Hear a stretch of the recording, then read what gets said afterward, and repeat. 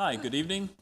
It is 7 p.m. on April 15th, tax day. Aren't we all lucky? We'll begin tonight, so we have a roll call, please. Mr. Hasse, Here. Mr. Seaman, Mr. Coiner, Here. Mr. Stavropoulos, Mr. Vesey, Here. Ms. McCumber, Here. Ms. Vigil. Here. Thank you. Next, number 2, approval of minutes from March 18th, 2019. Mr. Chairman, I move we approve the minutes as published. Thank you. I'll second. All in favor, say aye. Aye. Thank you. Opposed? Thank you. Approval goes ahead. And number 3, quasi-judicial announcement and swearing in of speakers. This is a quasi-judicial proceeding where the Planning and Zoning Board acts in a quasi-judicial rather than a legislative capacity.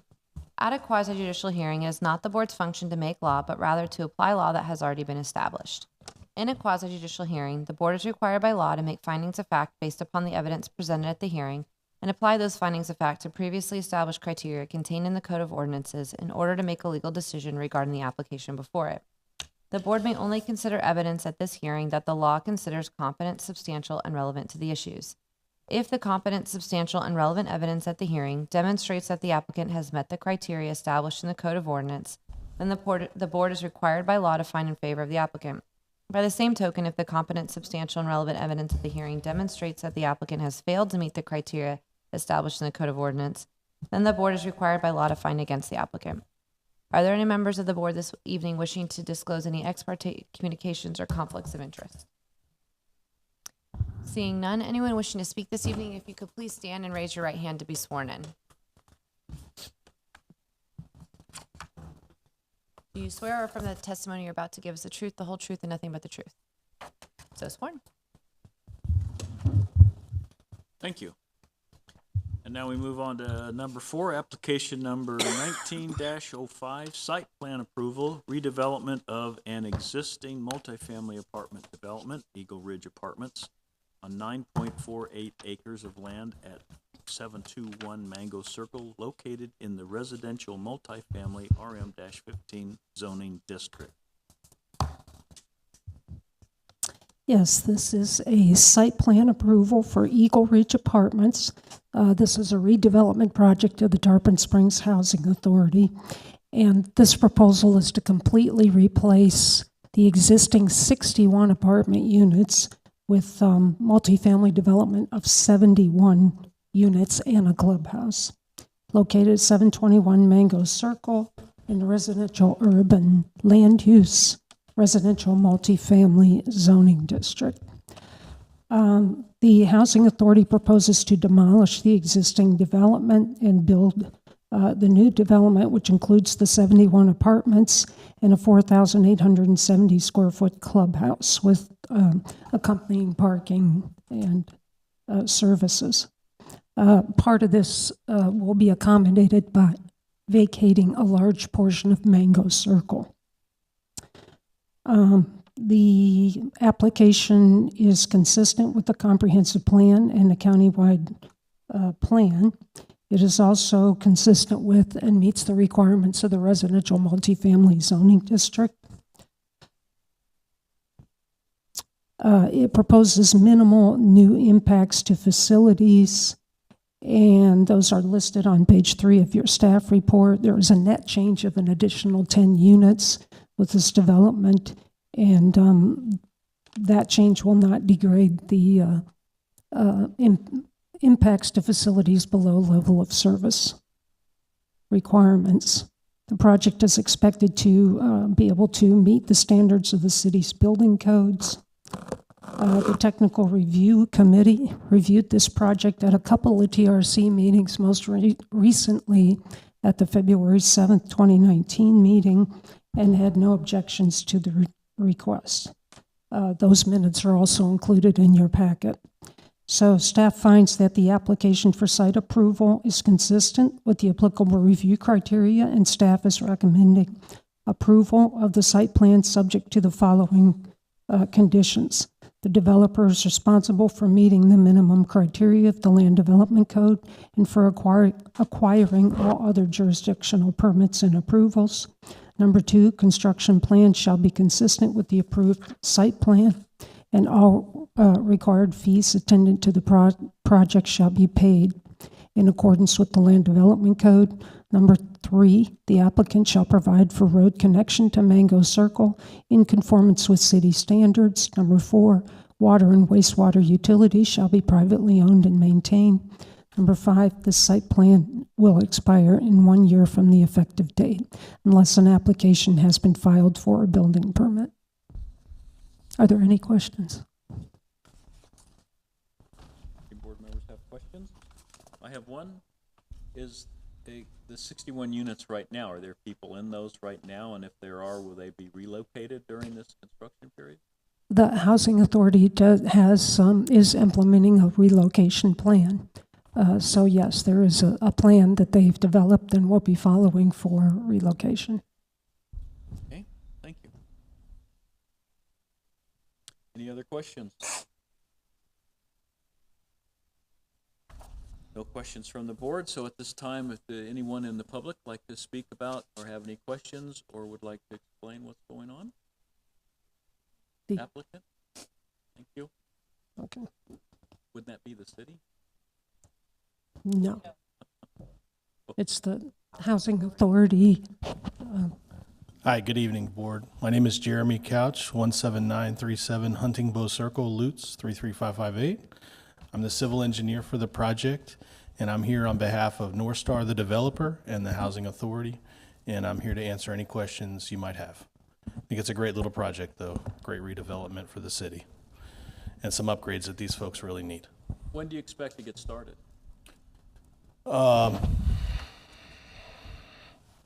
It's a complicated question sometimes with these funding issues. Please state your name and address, please. Hi, Brian Evian with North Star Development, 3629 Matica Lane in Tampa. We expect to close on our financing in July, and the relocation process that was referenced earlier, we don't know exactly how long it will take, but it is typically 60 to 90 days, and we can't really start demolition until that's completed. So probably September to October is when we would begin construction. When do you think you'll be completed? Roughly Days after? 90 days plus about 11 months. So probably December of 2020 Okay, would be our target for thank completion. you. It certainly is needed, so I could understand that. Thank you.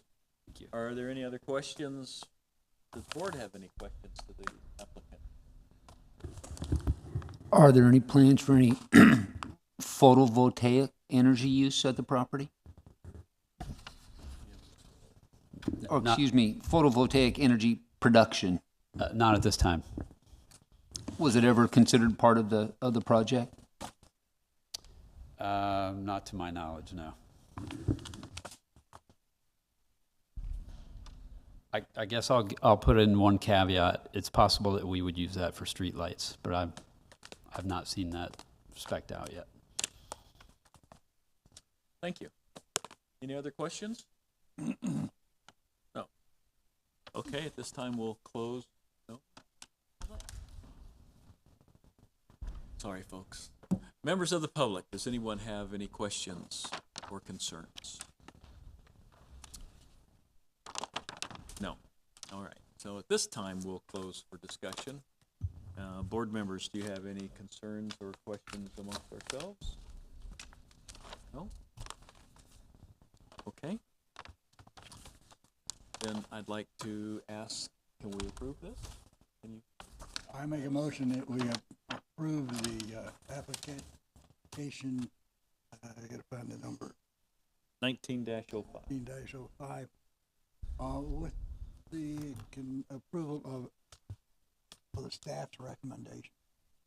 Making sure that the staff recommendations are met. Okay, I'll second that. thank you. All in favor, say aye, please. Aye. We have to do, sorry. Ms. Vigil? Yes. Ms. McCumber? Yes. Mr. Vesey? Yes. Mr. Coiner, Yes. Mr. Hasse. Yes. Okay, thank you. Next is number 5, application number 19-24, conditional use. Allow distilling of alcoholic beverages as a light industrial use in a portion of the existing building at 321 North Sanford Avenue, located in the T4C Transect District of the Special Area Plan. Okay, and this is, again, a light industrial use, which is a conditional use in the T4C Residential High Transect District, namely a test distillery facility.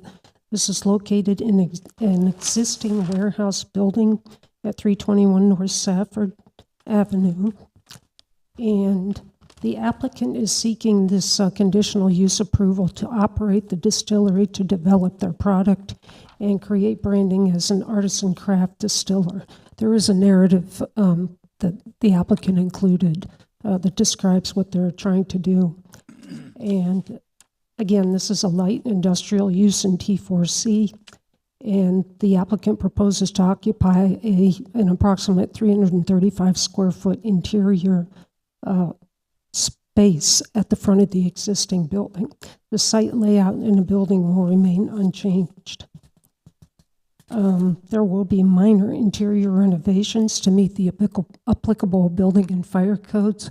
I believe this space has been used as an office up to now or in the past, so there will be some minor renovations to ensure that the distillery can be operated in that space. And the applicant will be required to become compliant with those building and fire codes. The existing handicap space needs to be restored basically to the current code, so that will have to be done. So there were just a few minor things they need to do there.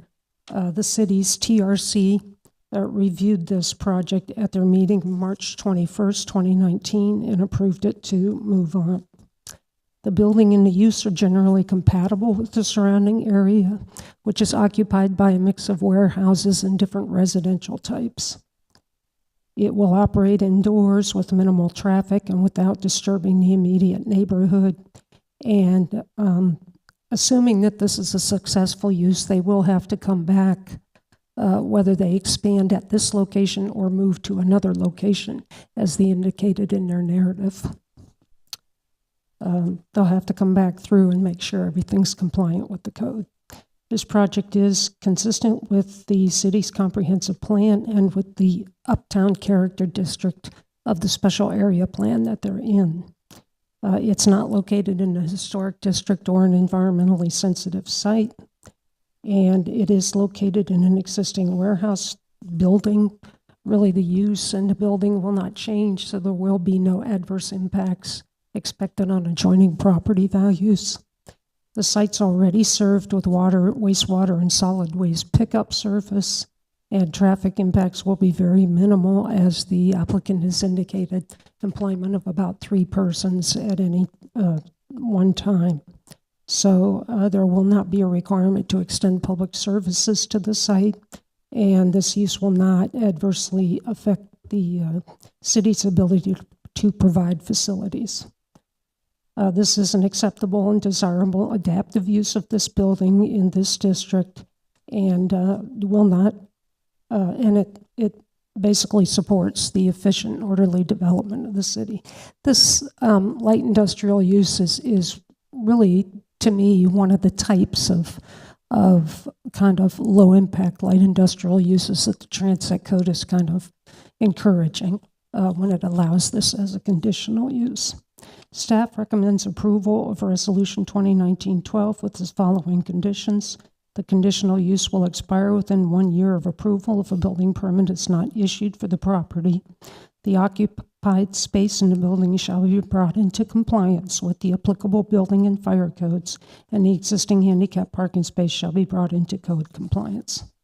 Are there any questions? Yes. I understand that they're building a building though on alternate 19. Is this just temporary until they move to that building? Okay, you might be thinking of 650 North Pinellas, which is the Papau's Distillery, maybe? No, I see a sign up. It's where the old, I can't think of the name of the restaurant right now is, but there's a sign up there that said this future home of this distillery. Is that the same one or is that a different distillery? It's a different one. I think that might be what you're thinking of. Okay, Is interesting. yeah. More distilleries. Yeah. Great for business. Apparently we have good water, is what I've heard. Okay. Are there any questions from the board? I have a question. I think the building next door is also being renovated for beer. Yes, Okay. that's correct. That is okay. I was What trying did to- you say? For beer? Yes, Yeah. there's a craft beer that's There's trying a- to move okay. into the Build Pistachios building that's red Mm-hmm. with the green door. So this is I thought it was the same building, and I'm looking at the map. I'm like, what's the building next to it? Is it the old baseball training? Yes, this Okay. is the old baseball. I guess thank it you. was training for baseball. Thank you. Bearings. Any more questions from the board? I'm disappointed that the applicant didn't bring a sample. That's You don't know that yet. You haven't asked them. that's right. Is the applicant here tonight? So will there be a tasting room in this facility, or you're just using it for just? Well, excuse me. Before we- we do that, he also needs to be sworn in. Yes, Well, do you? because we'll do have you some know that questions. answer, So or- please come up, state your name and address, please.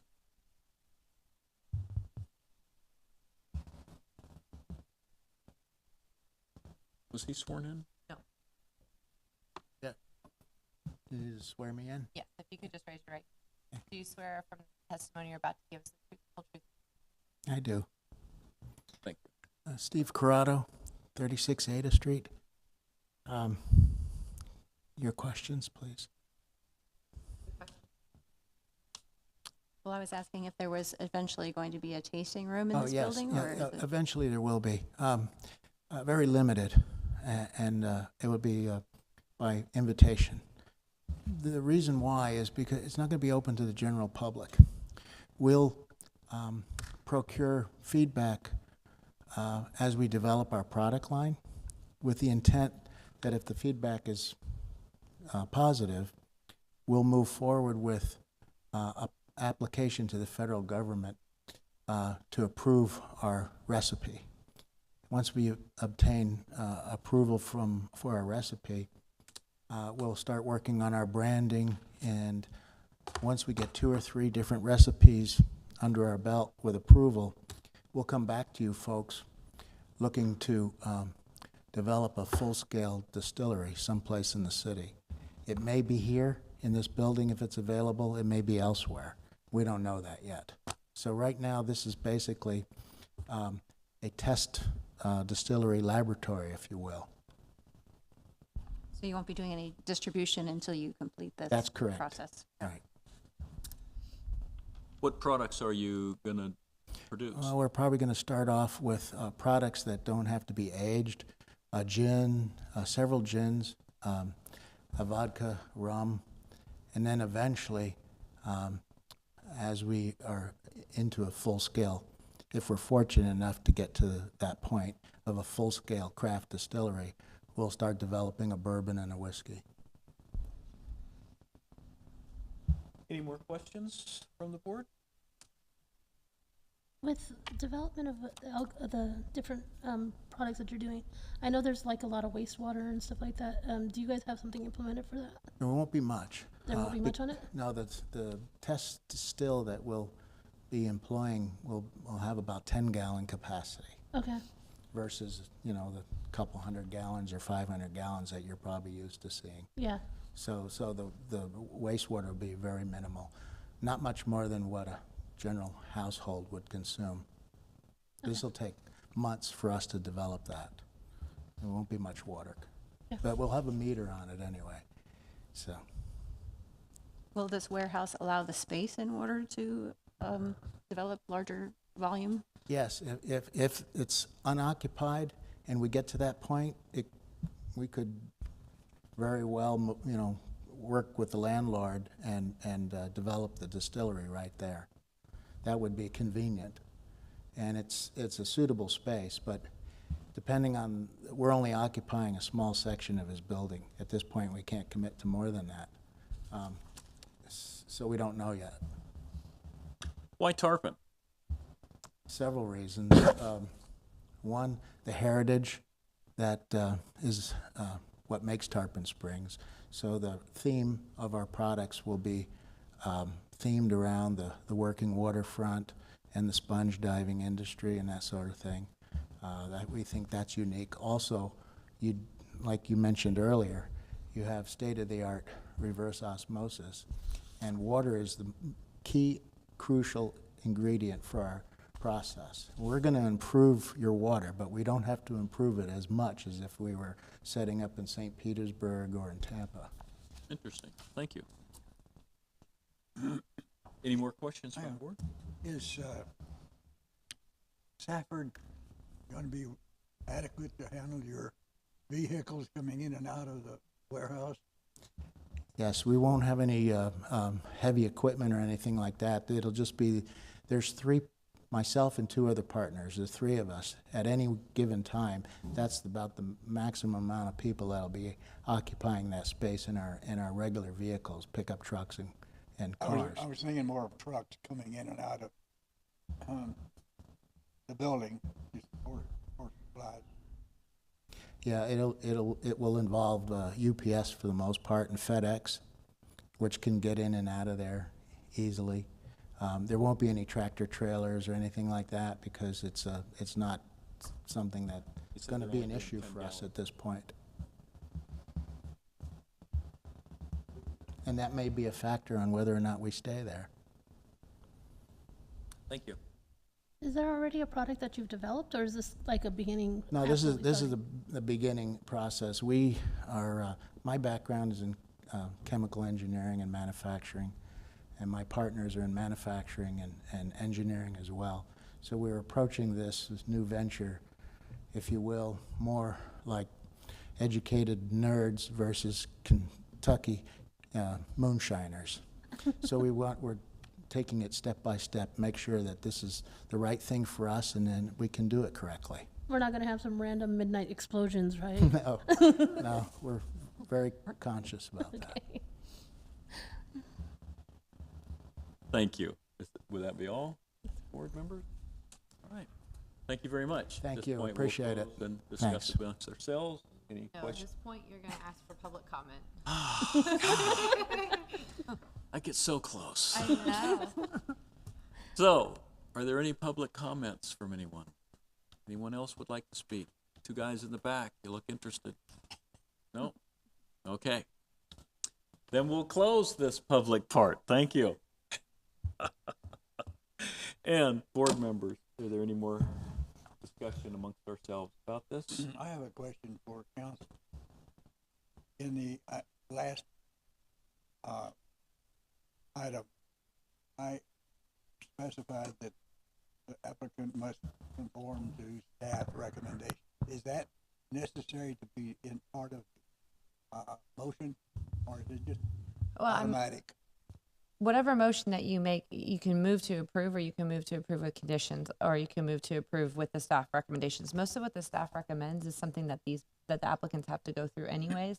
But in all honesty, to cover all bases, sometimes it's not. Sometimes there's something else that staff recommends that's not part of the process. So if you agree with the recommendations as stated, you can always make a motion to approve as stated in the staff report or with staff recommendations.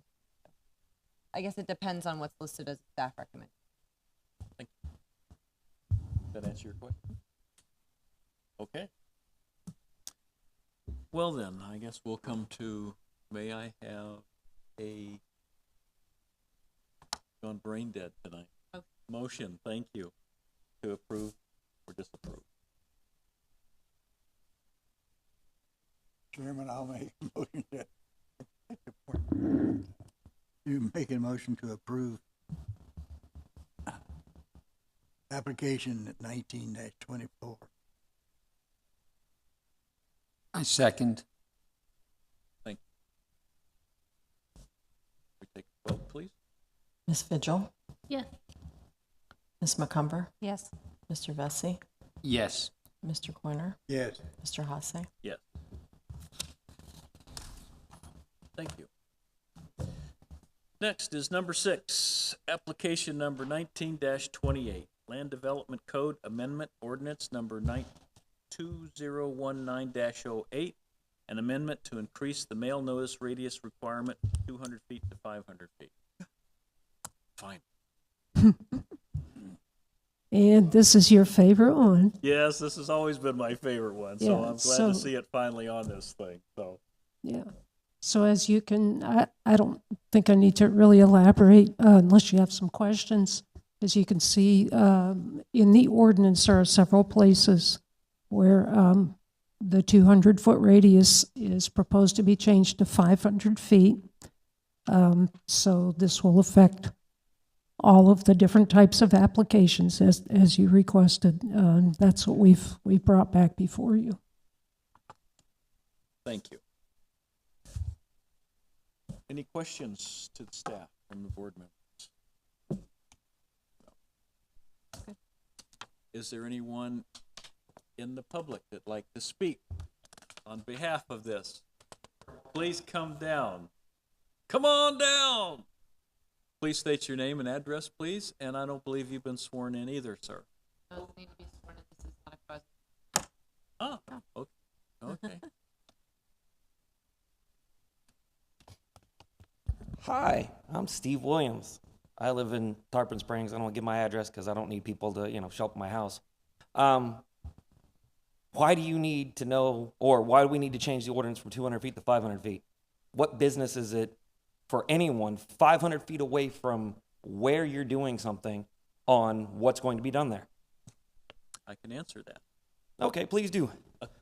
We've had several instances, people come up to the board saying that they didn't know that this development was going in. 200 feet is only 2 houses away on either side of your property. So, for example, just recently in the historic district over here in the Fruit Bowl, there was an incident of someone building a 2-story garage that most of the residents didn't even know about, and it was in the historic district, was what kind of really sparked this thing off.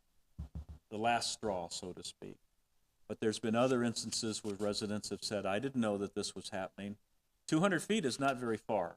Another couple, 300 feet means a little more people get to say and have notice of what's going on in their neighborhood. And that's why we're bringing this to the head. Well, being a firm believer in if it's not your property, it's none of your business, I'm wholly against anybody who's not paying for my property telling me what they think I should do with my property. And even if it's in a historic district and you apply for the permits and the people who live 500 feet away from you can't be bothered to pay attention to what's going on 500 feet away, which really isn't that much further, what difference does it make changing the ordinance? Because literally 500 feet, you take it out, it's not even the parking lot. It's a couple houses more down. So it just gives people who want to be busybodies that much more incentive to be busybodies. That's one opinion. Yeah, The and other because opinion it is one of those things. Like I said, if I want to do something on my property, why should you, who's more than one house away, have any say in what I do on my property? Well, it could affect the property values in an historic district, for example. Well, That's one example. saying that it's going to affect the property values, that's just a cop-out to be able to be, I want to be able to tell you what to do with your property. Because me personally, I don't like the way it looks. And I've got several examples. My neighbor painted her house orange. The guy across the street came over and complained because it was going to affect his property values. He didn't like it. But I don't live in a deed-restricted neighborhood, so there wasn't a damn thing he could do about it. Right. If I may, it's only a notice, so they're welcome to come and speak, but it won't necessarily mean that they have a voting or any kind of thing like that. So all we're doing is changing the notice so that they're aware of it, and that's it. Whether they take action, whether they come and speak to us or the Board of Commissioners is their choice, but that's all it really means. So it's not like the people are going to somehow influence your project or your home, but it just allows them the opportunity to at least know about it. From my perspective, it just seems like more of, oh, please get involved with something that has nothing to do with you. And changing the ordinance, is that going to in any way cost the city anything? It does Are cost they us a going to little have bit to more spend money to mailings. print up more notices or print up or change the way that the ordinance is written? So in that case, just notifying people or changing the ordinance so that we can notify more people so that they can get involved seems like a waste of money. But that's my opinion. All right, thank you. Wait, does anybody have any questions for this gentleman? No? Okay, well, thank you for your time. I appreciate that.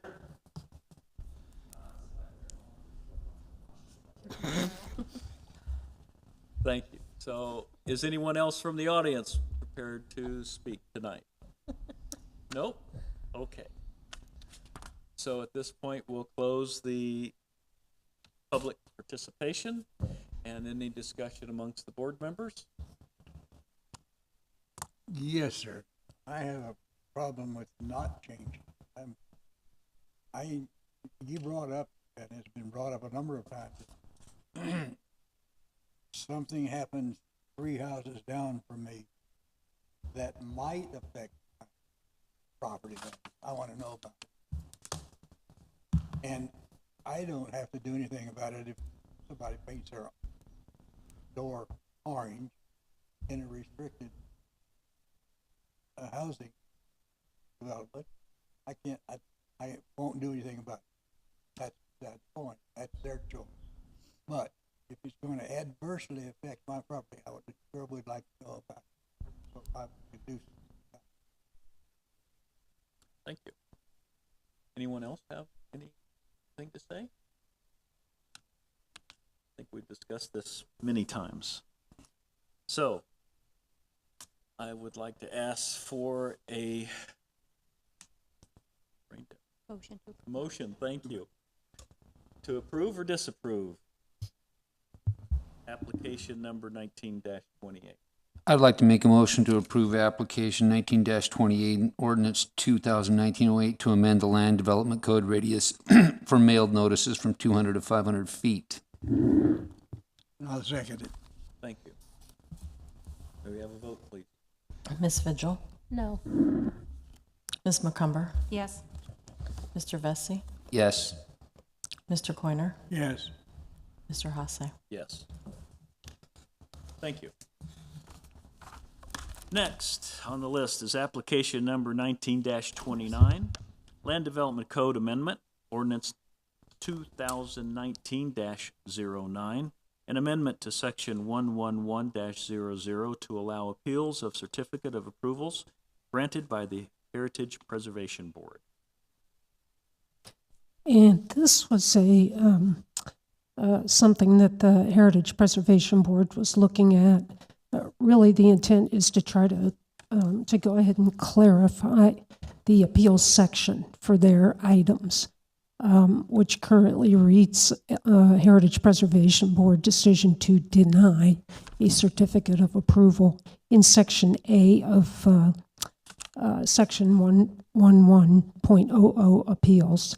And to go ahead and add either approve or deny in this section, just to make it clear that an aggrieved party, whether it's the applicant or someone who's established as an aggrieved party, can appeal an approval or a denial of a certificate of approval. So that's what this change is intended to do. Are there any questions? No questions from the board? Thank you. At this point, we'll ask the public if there's any comments or anyone that'd like to speak about this. Seeing no one, then we'll close that public section and move on to the board comments. No comments, no questions from the board. Thank you. So at this point, then, I would like to make a motion. Call for motion, thank you. Are you entertaining another motion? I am. I'd like to make a motion that we approve Thank you. 1929 ordinance as presented. I'll second. Go ahead. I'll second. Thank you. May we have a vote, please? Ms. Vigil, Yes. Ms. McCumber, Yes. Mr. Vesey, Yes. Mr. Coiner, Yes. Mr. Hasse. Yes. Thank you. Now we move on to number 8, staff comments. We don't have any comments this evening. No comments this evening. All right. Number 9, board comments. I have one. Thank you. Glad to see that number 6 has finally been approved. It's taken almost 2 years. Sorry, sir. But it was one of my pet peeves. So, but I do appreciate your comments, because I do appreciate it, and we do listen to you, and we do understand. Any other board comments? From a legal point, sorry, just, you all have recommended to approve the change to the Board of Commissioners, but it's not in stone That's yet. right, They it still have is to not, approve the it's still ordinance. not there yet, so they still have to say, we've just said, okay, you can move on. So you still have a chance. And please go to the Board of Commissioners and say the same things. I think it's important that you do that. All right, well, at this 10, I would recommend number 10, adjournment. Do I have a motion to adjourn? It's so moved. We adjourn. A second? Second. Thank you. All in favor, say aye. Aye. Thank you. You're gonna have to- Thanks, everyone. you're gonna have to read the motion.